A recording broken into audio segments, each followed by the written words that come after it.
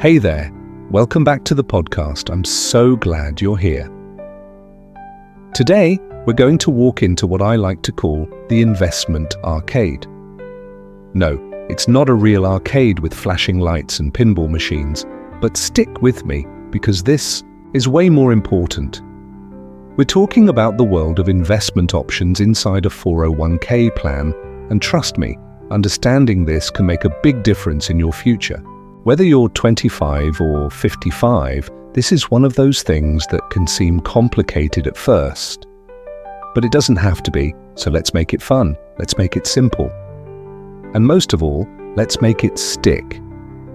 Imagine this.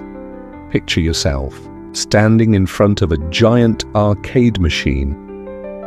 But this isn't for entertainment. This one's for your retirement. And every token you put in, that's your 401k contribution, your hard-earned money.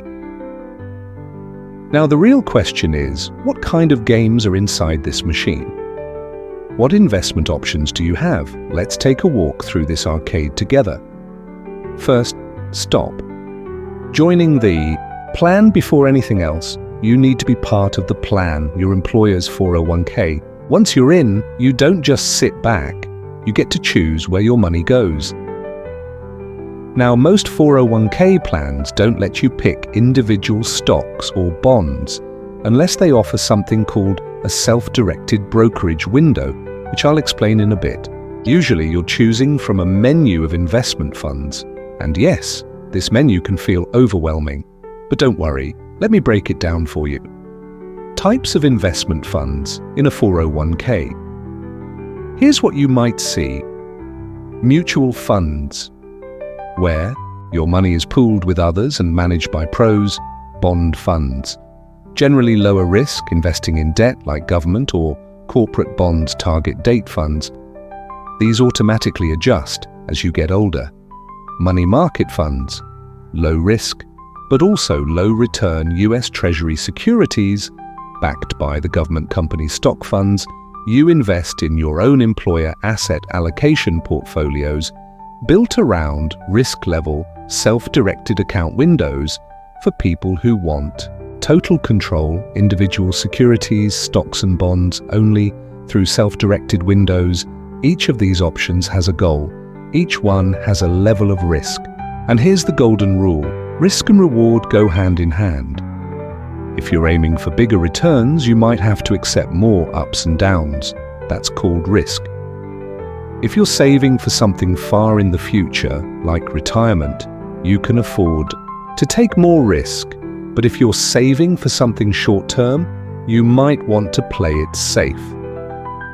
Knowing yourself, time, horizon, and risk tolerance. Let me introduce you to two terms you really need to know. Time, horizon. This means, how long do I have before I need this money? If you're 25 and saving for retirement, your time horizon is probably 40 years. That gives you time to recover from market dips. Risk tolerance. How comfortable are you with seeing your account go up and down? Some people can handle a roller coaster, others prefer the kiddie ride. Either way, it's your ride and you get to choose. Target date funds. The set it and forget it option.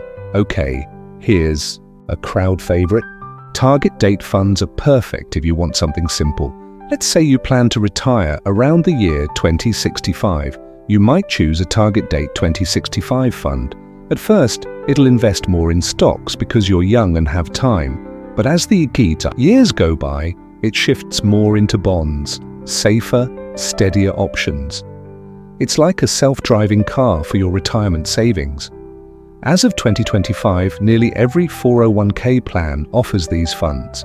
In fact, more than 60% of people put most of their money in them. Asset allocation portfolios.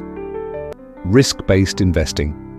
Now, maybe you don't care about the year you retire, you care more about how much risk you're willing to take. That's where asset allocation portfolios come in. You'll often see categories like conservative, moderate, aggressive pick. the one that matches your comfort level, then pros manage it from there. Mutual funds. Teaming up with others. Mutual funds are a lot like joining a team. Your money gets combined with others, and a professional investment manager decides where it all goes.